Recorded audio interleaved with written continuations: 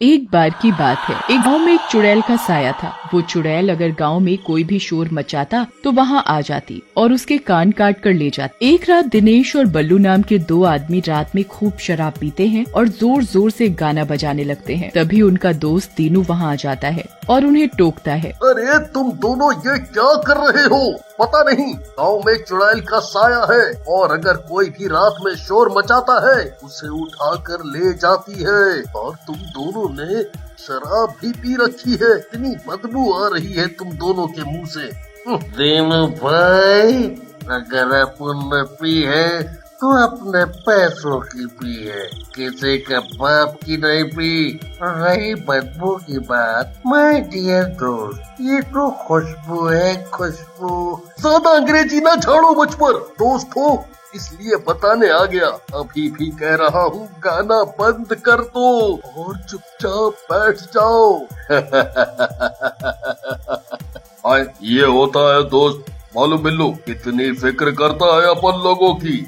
भाई डरने का नहीं। आए, जब दो ऊँट अंदर तो जाने के बाद अपने से बड़ा शेर कोई नहीं।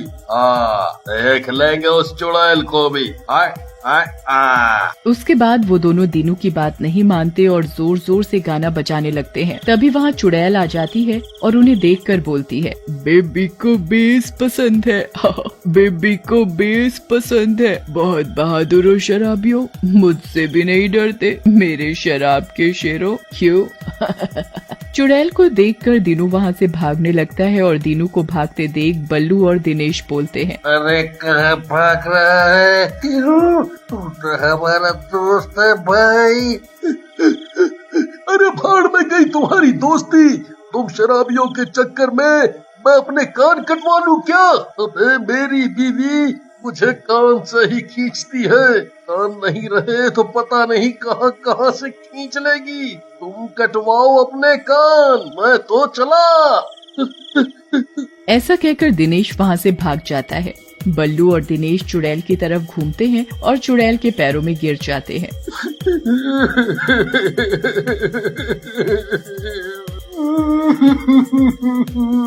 अबे माफ कर दो चुड़ैल जी। आए, हम आगे से शोर नहीं करेंगे। अबे माफ कर दो। हमारे कान मत काटो, कान मत काटो। छू कर मेरे मन को किया तूने क्या इशारा, बदला मेरा मन, काटा ये मैंने कान तेरा। ऐसा कहकर चुड़ैल उन दोनों के कान काट देती है और उनके कान लेकर गायब हो जाती है। दिनेश और बल्लू बेहोश हो जाते हैं। अगले दिन जब उन्हें होश आता है, गांव वाले उन्हें घेर कर खड़े होते हैं। तभी एक गांव वाला बोलता है, और बना हो चौधरी, कटवा आए ना कनवा, अब सुनो भी नाक से और सूगो भी नाक से। तभी वहाँ दीनू आ जाता है और उसे देखकर बल्लू गुस्से में आ जाता है और बोलता है, अब कान लेने आए हो? कल तो चुड़ैल को देखकर तुम तब आकर भाग गए थे। चले जाओ, नहीं तो हम तुम्हारी नाक और कान दोनों काट लेंगे। तो और क्या करता बल्लू भैया? समझाया था ना कि गाना मत चलाओ, लेकिन नहीं माने। अब भुगतो। ओहो, तुम दोनों लड़ो मत। एक तो इस चुड़ैल ने वैसे ही दुखी कर रखा है और ऊपर से तुम दोनों। फिर सारे गांव वाले वहाँ से चले जाते हैं। कुछ दिनों बाद सरपंच की बेटी की शादी होती है और सरपंच अपने भांजे कमल को दूसरे गांव से बुलाता है। कमल जैसे ही ट्रेन से उतरकर गांव की तरफ जाने लगता है, वहां एक तांगे वाला तांगा लेकर आता है और कमल को तांगे में बैठने का इशारा करता है। कमल इशारा समझकर तांगे में बैठ जाता है। अरे तांगे वाले भैया, पता है ना कहाँ जाना है? मैं सरपंच जी का भांजा हूँ, उन्हीं के घर ले चलो। फिर तांगे वाला कमल को लेकर सरपंच के घर के सामने पहुँचता है, लेकिन कुछ नहीं बोलता और इशारे से समझाकर वहाँ से चला जाता है। कमल को उसका ये व्यवहार कुछ समझ नहीं आता और वो घर के अंदर जाकर सरपंच जी से पूछता है, अरे मामा जी, इस तांगे वाले का व्यवहार कुछ समझ नहीं आया। ये बार बार मुझे चुप होने का इशारा कर रहा था और खुद भी एकदम शांत बैठा था, और तो और उसने पैसे भी नहीं लिए। फिर सरपंच जी कमल को गांव में चुड़ैल के साए और शोर मचाने वाले के कान काटने की बात बताते हैं। कमल सरपंच की बात सुनकर घबरा जाता है और चुप करके अपने कमरे में सोने चला जाता है। रात में कमल को किसी कुत्ते के भौंकने की आवाज आती है और वो खिड़की से झांक कर देखता है। वहाँ उसे एक चुड़ैल कुत्ते के पास खड़ी हुई दिखती है। अब तू भौंक रहा है कुत्ते? तुझे शायद मालूम नहीं कि रात में शोर न मचाने का नियम तुझ पर भी लागू होता है। ऐसा कहकर चुड़ैल उस कुत्ते को उठाती है और उसके कान उखाड़ देती है। ये सब कमल खिड़की पर खड़ा होकर देख रहा होता है। हे भगवान, कैसी चुड़ैल है ये, कितनी निर्दयी, एक बेजुबान जानवर को भी नहीं छोड़ा। लेकिन कमल को उस कुत्ते की दशा देखकर बहुत गुस्सा आता है और वो गांव को इस चुड़ैल के आतंक से मुक्त कराने की ठान लेता है। अगली सुबह कमल की बहन साक्षी कमल के पास आती है और कमल को बोलती है, कमल भैया देखो ना, कल मेरी मेहंदी की रात है और पिताजी गाना बजाने और डांस को मना कर रहे हैं। लेकिन बहन, मामा जी ठीक ही तो कह रहे हैं, गांव में उस चुड़ैल का खतरा भी तो है। देखो, मैं ये चुड़ैल वुड़ैल कुछ नहीं जानती। मैं क्या रोज रोज शादी करूंगी? अब कोई माने या ना माने, मैं तो अपनी सहेलियों के साथ नाच गाना जरूर करूंगी। ऐसा कहकर साक्षी वहाँ से चली जाती है और शाम को अपनी छत पर मेहंदी का कार्यक्रम करने लगती है। उसकी और उसकी सहेलियों को खुशी के मारे रात होने का ध्यान ही नहीं रहता। रात होते ही चुड़ैल वहाँ आ जाती है। बजाओ और जोर से बजाओ, मैं भी नाचूंगी। चुड़ैल को देखकर सारी लड़कियां डर जाती हैं। चुड़ैल जी, हमें माफ कर दो, दरअसल मेरी शादी है, ये सब मेरी गलती है, माफ कर दो हमें।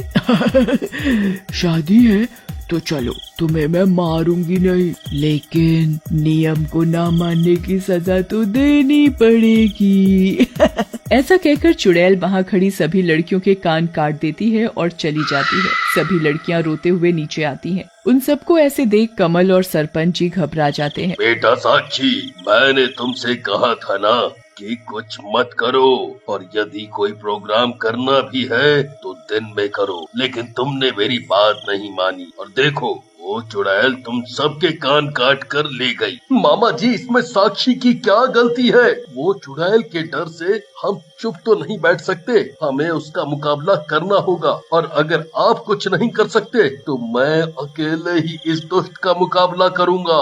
कमल को ऐसे गुस्से में देखकर सरपंच जी भी उसका साथ देने को तैयार हो जाते हैं। फिर दोनों मिलकर काली पहाड़ी वाले साधु बाबा के पास जाते हैं और उन्हें गाँव में हुई सारी घटनाओं के बारे में बताते हैं, जिसे सुनकर साधु बाबा बोलते हैं, बेटा, वो चुड़ैल मरने से पहले तुम्हारे पास के गांव में रहती थी। उसके पिताजी बीमार थे। एक रात गांव के कुछ शराबी वहां जोर जोर से गाना बजाना कर रहे थे। वो लड़की परेशान होकर उनके पास गई और उन्हें ऐसा करने के लिए मना किया, लेकिन उन दुष्टों ने उसकी बात नहीं मानी और उसके साथ गलत व्यवहार किया। वो मदद के लिए चिल्लाती रही, मगर शोर की वजह से उसकी आवाज कोई न सुन सका और वो मर गई। लेकिन बाबा, कुछ दुष्टों के किए की सजा हम सब से तो नहीं ले सकते। इस चुड़ैल से निपटने के लिए कुछ तो उपाय होगा। सही कह रहे हो तुम बेटा, एक उपाय है। जब वो चुड़ैल शोर सुनकर गांव में आए, तब चारों तरफ से पवित्र शंखों की ध्वनि जोर जोर से बजाई जाए तो वो चुड़ैल मर सकती है।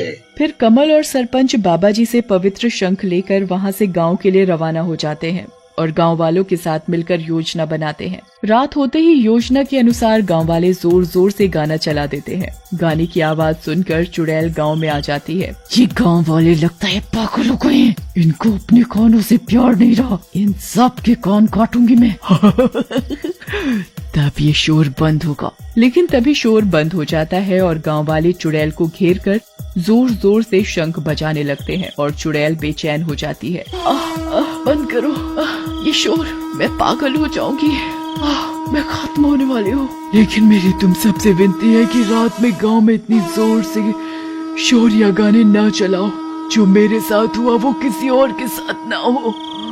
किसी के पेपर हो सकते हैं, कोई बीमार हो सकता है या कोई मुसीबत में हो सकता है, इसलिए आपको ऐसा नहीं करना चाहिए। गांव वाले चुड़ैल की बात को समझ जाते हैं, लेकिन उसे मुक्ति दिलाने के इरादे से शंख बजाना बंद नहीं करते। थोड़ी देर में चुड़ैल का एक एक हिस्सा अलग होकर गिरने लगता है। चुड़ैल के खत्म होते ही साक्षी और उसकी सहेलियों के कान भी वापस आ जाते हैं